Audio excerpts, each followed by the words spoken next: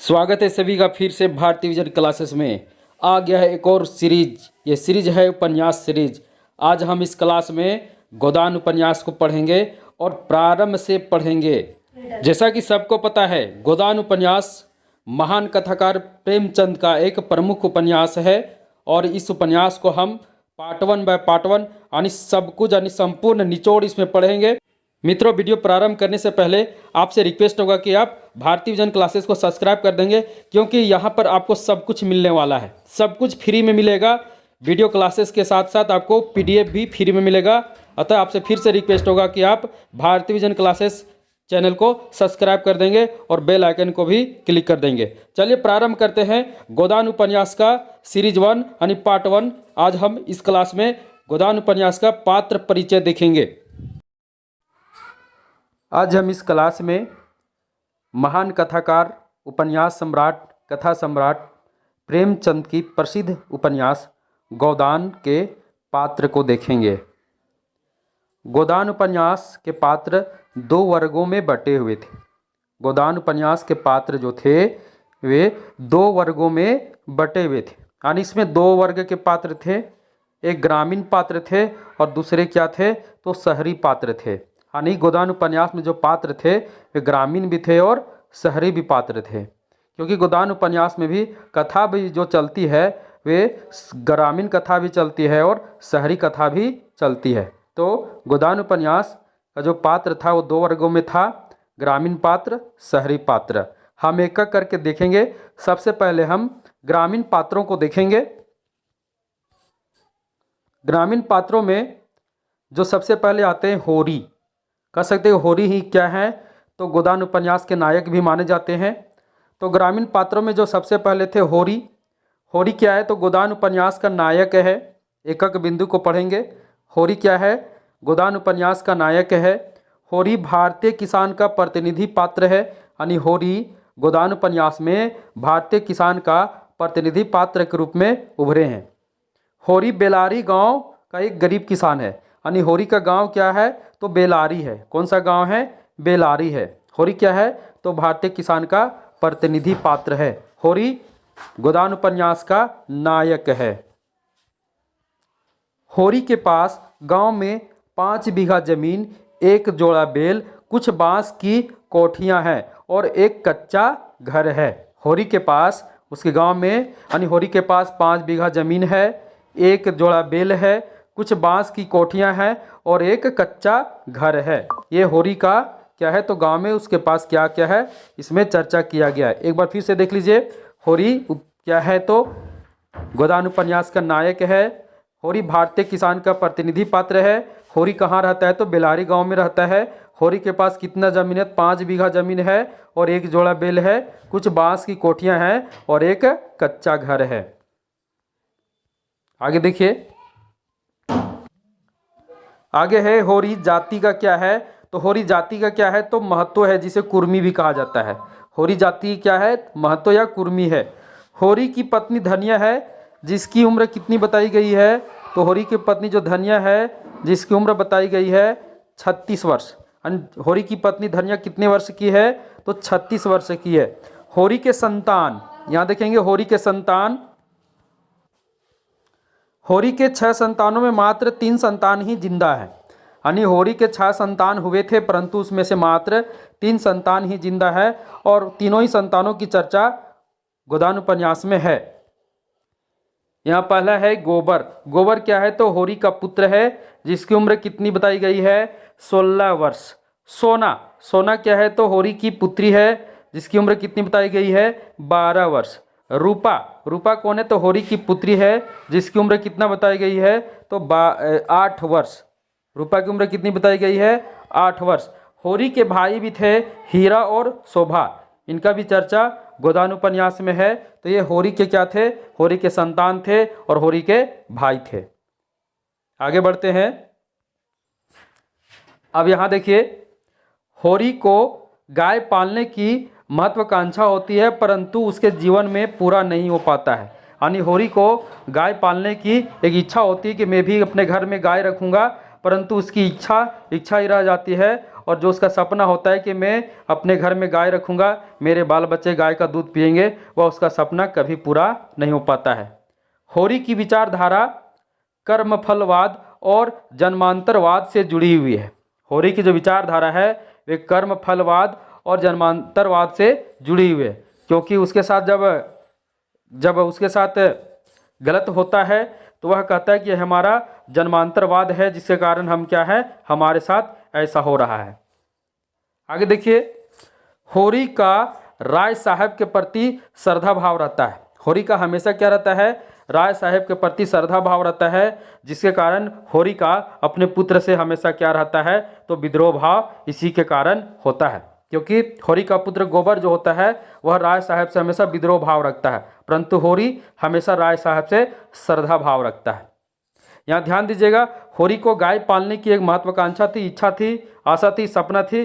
वह सपना कभी पूरा नहीं हो पाती, और यही सपना क्या था, इस गोदान उपन्यास का क्या है, जो शीर्षक दिया गया है, इसी से दिया गया है। क्योंकि जब होरी का मृत्यु होता है तो गौदान कराने के लिए भी होरी के घर में यानी उसकी धनिया के पास कोई गाय नहीं होता है, जिसके कारण वो क्या करती है, उसे मात्र 20 आने में गौदान कराती है। अब यहाँ ध्यान दीजिएगा, आगे चलते हैं। अभी और भी बहुत महत्वपूर्ण तथ्य होरी से, क्योंकि होरी क्या है, तो गोदान उपन्यास का पात्र है, वो भी प्रमुख पात्र यानी गोदान उपन्यास का नायक है। अब यहाँ देखिए, होरी राय साहब के धनुष यज्ञ में राजा जनक का माली बनता है। क्या बनता है, होरी जो है राय साहब के धनुष यज्ञ में राजा जनक का माली बनता है, यानी माली का पाठ करता है। इसके बाद होरी की मृत्यु होने पर धनिया के पास गौदान कराने के लिए गाय नहीं होता है, यानी होरी की जब मृत्यु हो जाता है तो धनिया के पास गौदान कराने के लिए गाय नहीं होता है, तो हम मात्र क्या करती, 20 आने, मात्र कितना में, तो मात्र 20 आने में होरी का गौदान कराती है। धनिया मात्र 20 आने में होरी का क्या करती है, गौदान कराती है। यहाँ दो महत्वपूर्ण तथ्य क्या थे, तो होरी राय साहब के धनुष यज्ञ में क्या बनता है, तो राजा जनक का माली बनता है। यहाँ एक और महत्वपूर्ण है कि होरी की जब मृत्यु हो जाती है तो उसकी पत्नी धनिया के पास एक भी रुपया या फिर गाय नहीं होता है, तो वो क्या करती, मात्र 20 आने में होरी का गौदान कराती है।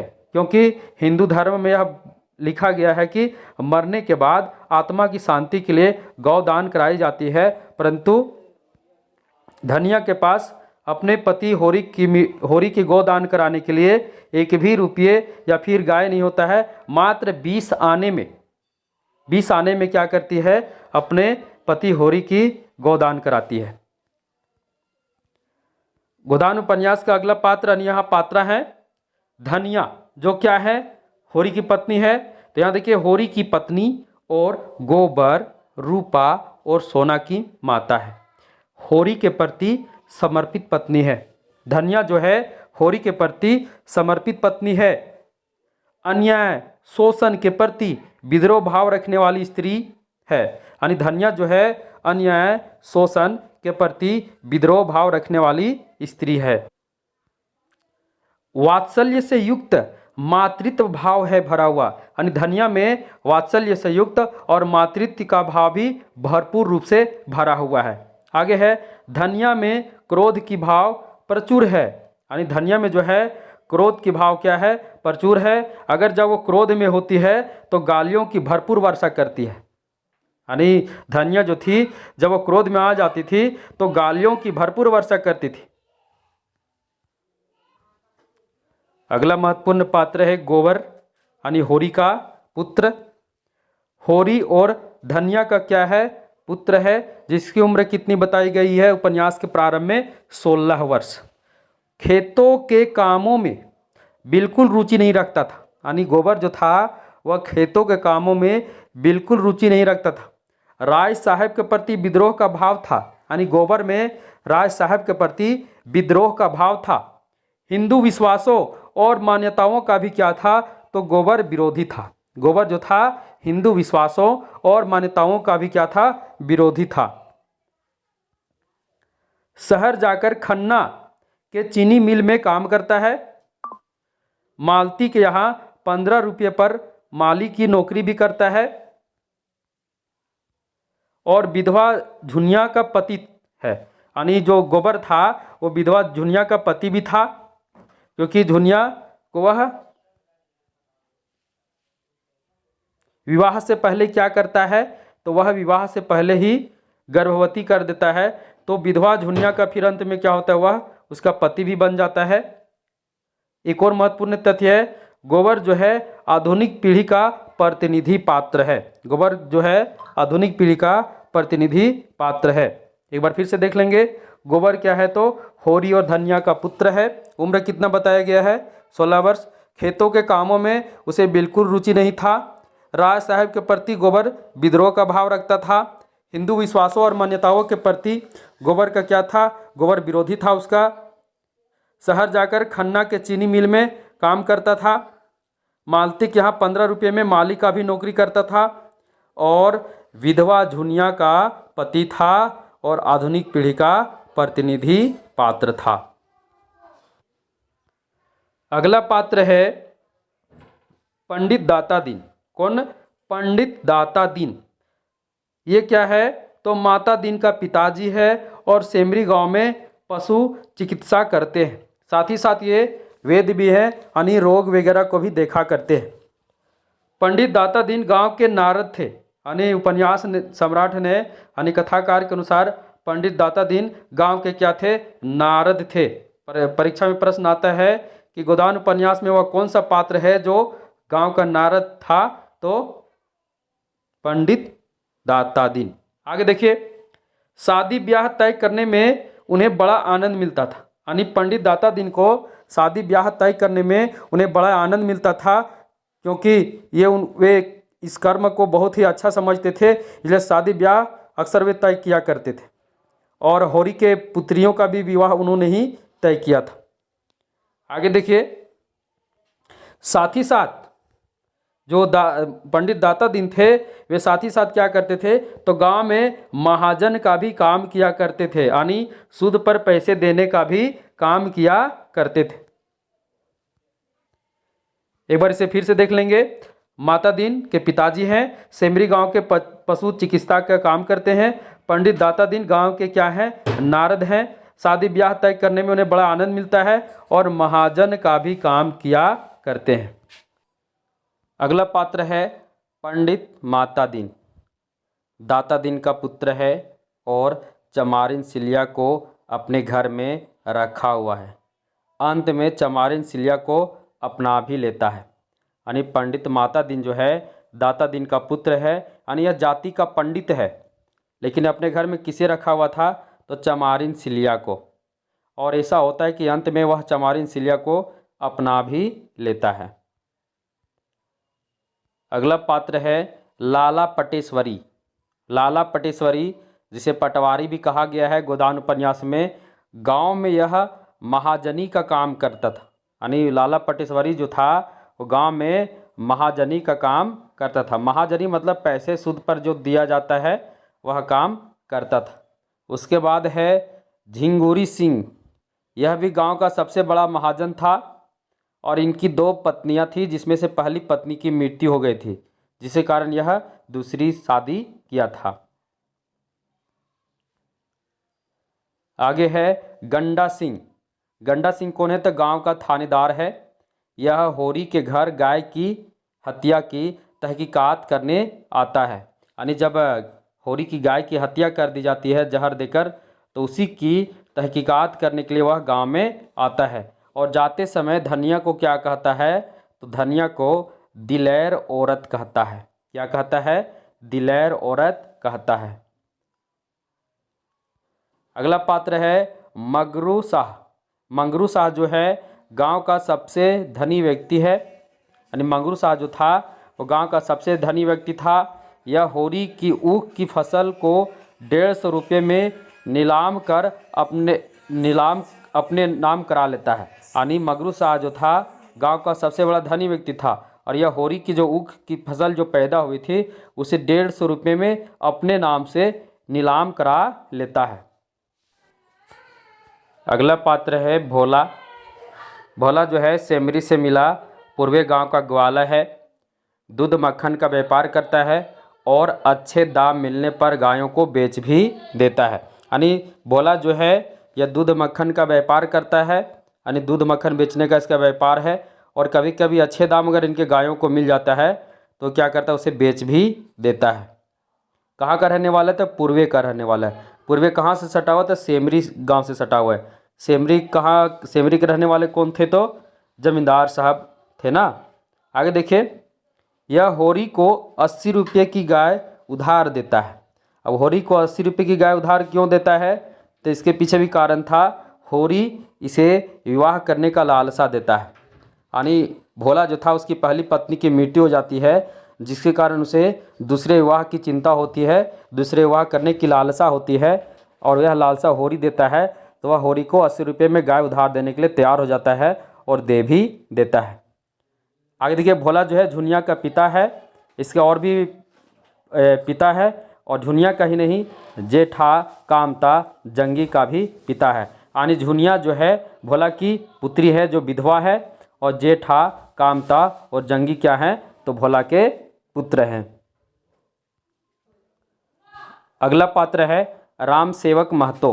राम सेवक महतो रूपा का पति है, यानी होरी का दामाद है। राम सेवक महतो कौन है?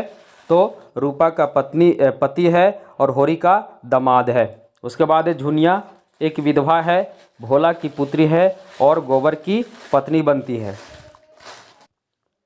फिर अगला पात्र है नोखे राम। नोखे राम कौन है?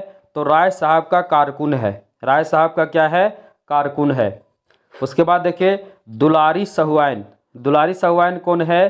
तो एक विधवा स्त्री है, गांव में नॉन तेल का और तंबाकू की इसकी दुकान है, और ये भी क्या करती है? तो ये भी महाजनी का काम करती है। यानी दुलारी सहुआइन जो है ये विधवा स्त्री है, और इसके पति मर गए हैं, फिर भी गांव में इसका क्या है? तो नून तेल और तंबाकू का दुकान है, और साथ ही साथ ये क्या करती है? तो ये महाजनी का भी काम करती है, यानी पैसे उधार देने का भी काम करती है सूद पर। उसके बाद है नोहरी। नोहरी कौन है? तो भोला की दूसरी पत्नी है, यानी भोला की पहली पत्नी मर जाती है तो दूसरी पत्नी जो बनती है वह नोहरी ही बनती है। हरखू कौन है? तो सिलिया का पिता है। हरखू कौन है? सिलिया का पिता है, और जाति का क्या है? चमार है। इसे हरखू चौधरी भी कहते हैं। अगला पात्र है, यानी यह पात्रा है सिलिया। सिलिया क्या है?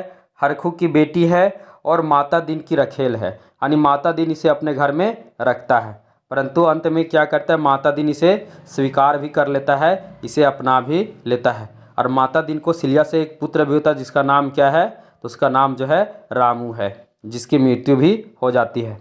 आगे है मथुरा। मथुरा कौन है? सोना का पति है। किसका पति है?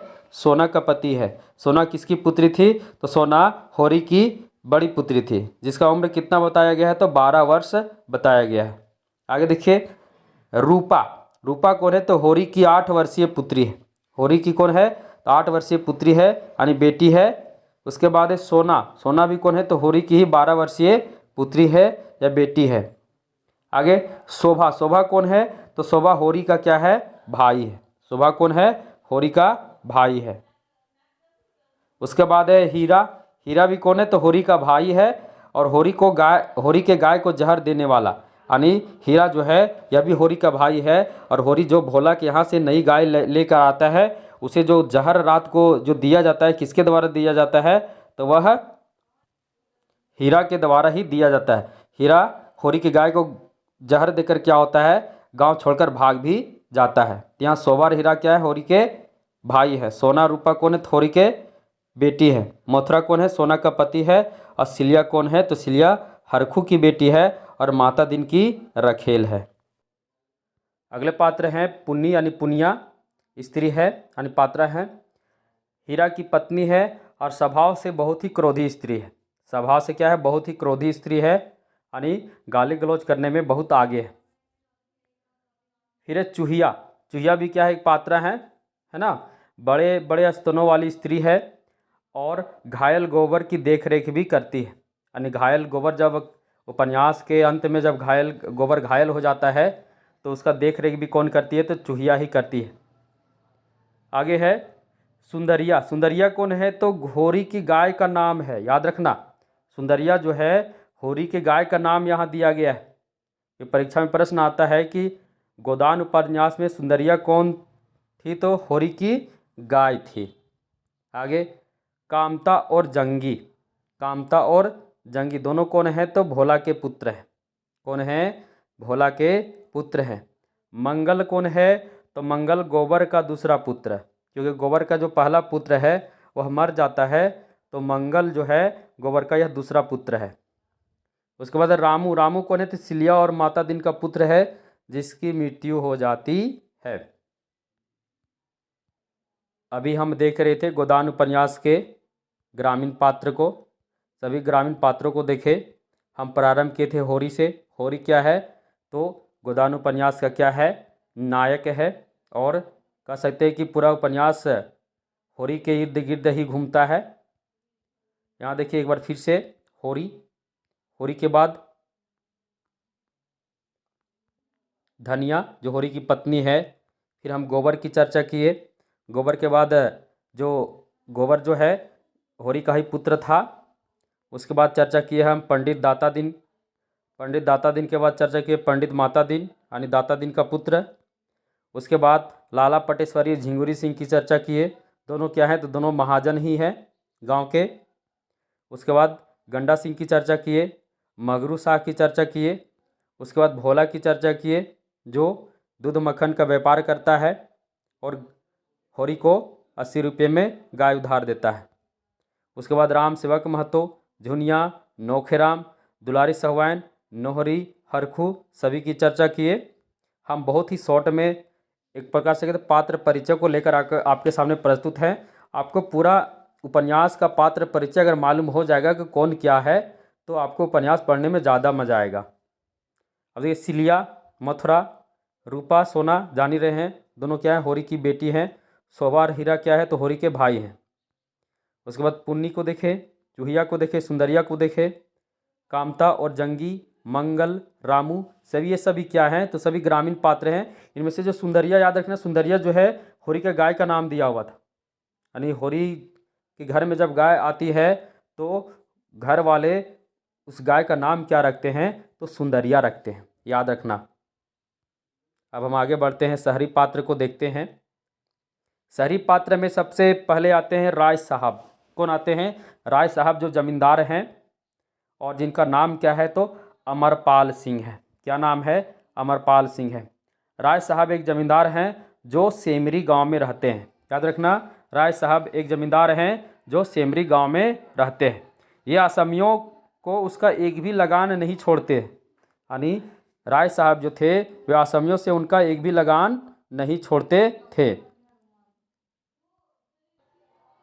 ये असमियों से प्रेम पूर्वक बातें कर उन्हें अपना भक्त बना लिए थे, और परंतु अंदर से क्या थे, रंगे सियार थे। अरे उपन्यासकार के कथन में ये असमियों से प्रेम पूर्वक बातें कर उन्हें अपना क्या बना लिए थे, तो भक्त बना लिए थे, परंतु अंदर से क्या थे, रंगे सियार थे। यानी असमियों से एक भी लगान नहीं छोड़ते थे, परंतु सभी असमी इनका क्या थे, भक्त थे। और सबसे बड़े भक्त कौन थे, तो सबसे बड़े भक्त होरी थे। आगे है, ये होरी को अपने गांव से 500 रुपये की प्रबंध की बात करते हैं। यानी जब होरी इनके यहाँ मिलने के लिए जाता है तो धनुष यज्ञ के लिए वो बातें चर्चा करते हैं और बोलते हैं कि धनुष यज्ञ में लगभग 20,000 रुपये खर्च करेंगे, तो होरी तुम्हारे गांव से कम 500 रुपये की आशा है। या किससे चर्चा करते हैं, तो होरी से चर्चा करते हैं। होरी राय साहब का क्या है, भक्त है। राय साहब साहित्य और संगीत के प्रेमी थे। यानी किसके प्रेमी थे, साहित्य और संगीत के प्रेमी थे। ड्रामा के शौकीन, अच्छे वक्ता और एक अच्छे निशानेबाज भी थे।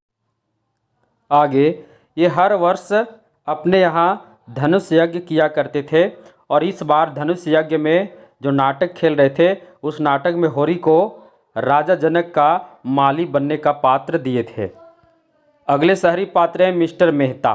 कौन है मिस्टर मेहता, ये यूनिवर्सिटी में दर्शन शास्त्र के अध्यापक थे। ये क्या थे, यूनिवर्सिटी में दर्शन शास्त्र के अध्यापक थे। ये राय साहब के सहपाठी भी थे।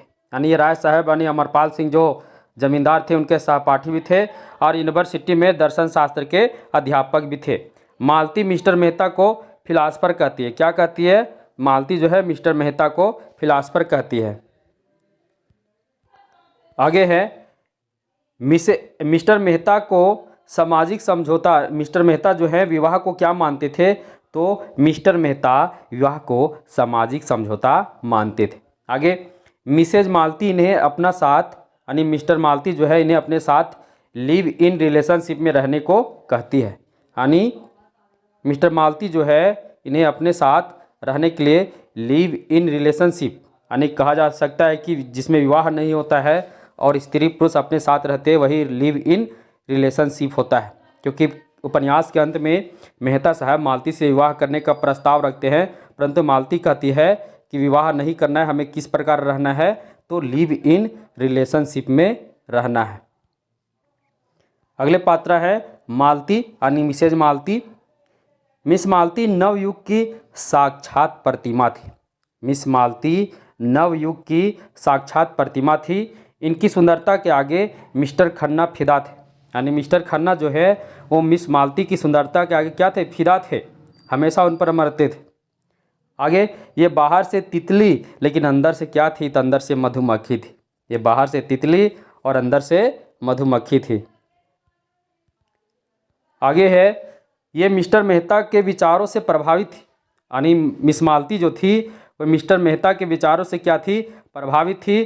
और मालती जो है लिव इन रिलेशनशिप पर विश्वास रखती थी। मालती जो थी लिव इन रिलेशनशिप पर विश्वास रखती थी और ये मिस्टर मेहता को अपने साथ रहने के लिए कहती है, किस प्रकार, तो लिव इन रिलेशनशिप में, ना कि विवाह करके। पति पत्नी को यह नहीं मानती थी, पति पत्नी से अच्छा है कि एक स्त्री पुरुष लिव इन रिलेशनशिप में रहे, यही बहुत ही अच्छा है। मालती की दो बहनें हैं, कौन कौन, तो सरोज और वरदा। सरोज और वरदा कौन थी, तो मालती की बहनें थी। आगे है ये मिस्टर मेहता पर क्या थी, तो फिदा थी, यानी मिस मालती मिस्टर मेहता पर फिदा थी।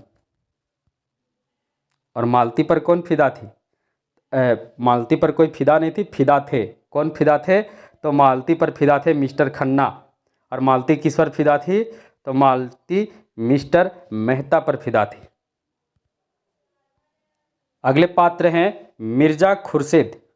ये काउंसिल के मेंबर थे। क्या थे, काउंसिल के मेंबर थे और ये शराब पीने के आदी थे, यानी शराब पीने में के आदी थे, अर्थात शराब के कारण कई बार इन्होंने अपने बहुत सारे धन दौलत को बर्बाद भी कर दिया। एक बार तो गोबर से उधारी मांग रहे थे शराब पीने के लिए। गोबर जो है मिर्जा खुर्शीद के यहाँ नौकर था। गोबर कौन था, तो मिर्जा खुर्शीद के यहाँ नौकर था। और एक बार मिर्जा खुर्शीद ने गोबर को भी शराब पीने के लिए क्या मांगा था, तो उधार पैसे मांगा था। अगले पात्र है मिस्टर खन्ना, यानी मिस्टर खन्ना कौन है, पता चल गया ना, मिस मालती पर जो फिदा थे, यानी उनका जो कह सकते हैं कि मिस मालती पर हमेशा फिदा रहते थे। यह क्या थे, बैंक मैनेजर थे और ये देखिए शक्कर मिल का डायरेक्टर थे, यानी इनका फैक्ट्री था शक्कर मिल का, उनका ये डायरेक्टर थे। मिस मालती के उपासक थे, यानी मिस मालती पर हमेशा फिदा रहते थे। आगे देखिए गोविंदी यानी मिसेज खन्ना इनकी क्या थी, पत्नी, यानी मिस्टर खन्ना के पत्नी कौन थी, तो गोविंदी थी, जिसे मिसेज खन्ना भी कहीं कहीं उपन्यास में कहा गया है। अगले पात्र है पंडित ओमकार नाथ। पंडित ओमकार नाथ बिजली के यशस्वी संपादक, यानी क्या थे, पंडित ओमकार नाथ तो बिजली के यशस्वी संपादक थे। मिसेज खन्ना मिस्टर खन्ना की पत्नी थी। मिस्टर कोल मालती के पिता थे। मिस्टर कोल कौन थे, तो मालती के पिता थे। सरोज कौन थी, तो मालती की बहन थी। अगले पात्र कौन है, तो श्याम बिहारी तनखा। श्याम बिहारी तनखा वकालत करते थे। क्या करते थे, वकालत करते थे। फिर हैं गोमती, ओमकार नाथ की क्या थी, पत्नी थी। और अंत में एक और पात्र है रुद्रपाल, जो राय साहब यानी अमरपाल सिंह जो जमींदार थे अपने इलाके के, उनके क्या थे, ये पुत्र थे रुद्रपाल। रुद्रपाल किनके पुत्र थे, अमरपाल सिंह यानी राय साहब के पुत्र। गोमती ओमकार नाथ की पत्नी और श्याम बिहारी तनखा वकालत करते थे। मित्रों, हम अभी आपके सामने मुंशी प्रेमचंद की प्रसिद्ध उपन्यास गोदान के सभी पात्रों को लेकर प्रस्तुत हुए। मुझे उम्मीद है कि आपको सभी पात्र समझ में आ गए होंगे। अब आप उपन्यास को पढ़िएगा, यानी गोदान उपन्यास को जब आप पढ़िएगा तो आपको पढ़ने में बहुत ही मज़ा आने वाला है, क्योंकि यह बहुत ही प्रसिद्ध उपन्यास है और पढ़ने में भी बहुत मज़ा आता है। आप पात्रों को जान लीजिएगा तो आप अब जब पढ़िएगा प्रारंभ से ही आपको समझ में आएगा कि कहाँ पर क्या होगा और क्या होने वाला है, क्योंकि सभी पात्र के कैरेक्टर भी हम आपको बहुत ही संक्षिप्त में बता ही दिए हैं। मुझे उम्मीद है कि आपको यह वीडियो बहुत ही अच्छा लगा होगा। अब नेक्स्ट पार्ट 2 बहुत जल्द लेकर आएंगे। तब तक के लिए धन्यवाद। एक बार और आपसे रिक्वेस्ट होगा कि भारती विजन क्लासेस को ज़रूर से ज़रूर सब्सक्राइब कर देना।